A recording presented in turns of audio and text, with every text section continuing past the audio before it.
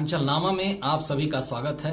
मैं हूं शक्ति प्रकाश श्रीवास्तव। शांत प्रशांत फिर मुखर। देश के जाने माने सियासी रणनीतिकार और जन स्वराज पार्टी के मुखिया प्रशांत किशोर बिहार विधानसभा चुनाव के नतीजों के बाद सियासी अज्ञातवास में चले गए थे, क्योंकि उनको विधानसभा चुनाव में अपनी पार्टी के इस प्रदर्शन की उम्मीद कतई नहीं थी। उन्हें यकीन था कि बहुत कुछ तो नहीं, लेकिन कुछ न कुछ सीटें उनकी अवश्य आएंगी, लेकिन ऐसा नहीं हुआ। लेकिन अब ऐसा लग रहा है कि प्रशांत किशोर एक बार फिर सियासी अंगड़ाई ले रहे हैं, जिसका खुलासा उन्होंने बुधवार को पटना में आयोजित प्रेस कॉन्फ्रेंस में की। उन्होंने प्रेस के सामने एक बार फिर अपने बिहार भ्रमण की जानकारी साझा की। उन्होंने बजट पर भी अपनी तीखी प्रतिक्रिया व्यक्त की। पटना की प्रेस कॉन्फ्रेंस में जन स्वराज पार्टी के प्रदेश अध्यक्ष मनोज भारती ने जानकारी देते हुए कहा कि 8 फरवरी से प्रशांत किशोर एक बार फिर बिहार भ्रमण पर निकलेंगे। इस दौरान वो जिलों जिलों में जाएंगे, जहां वे वहां की आम आवाम से मुलाकात करेंगे और उनसे संवाद करेंगे।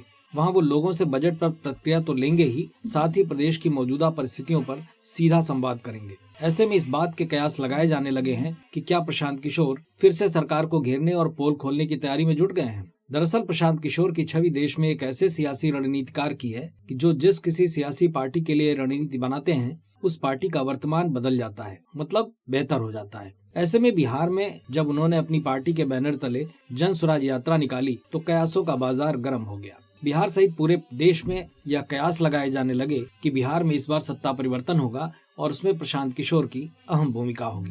लेकिन जब चुनाव के नतीजे आए तो सारे कयास झूठे साबित हुए। प्रशांत किशोर की जन स्वराज पार्टी वो कुछ भी हासिल नहीं कर पाई जिसकी प्रशांत ने उम्मीद की थी।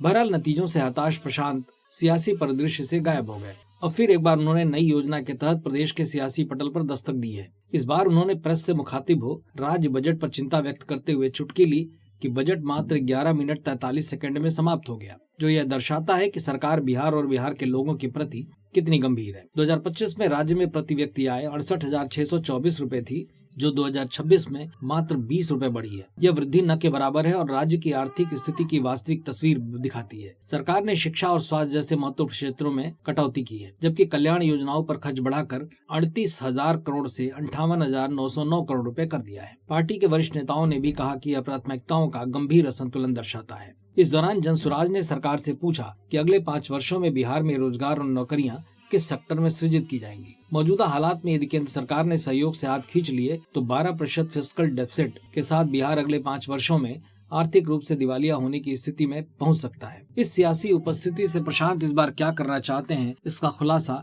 आने वाले दिनों में हो ही जाएगा। मतलब की बात में आज बस इतना ही। कल फिर मुलाकात होगी इसी समय, इसी चैनल पर। तब तक के लिए नमस्कार।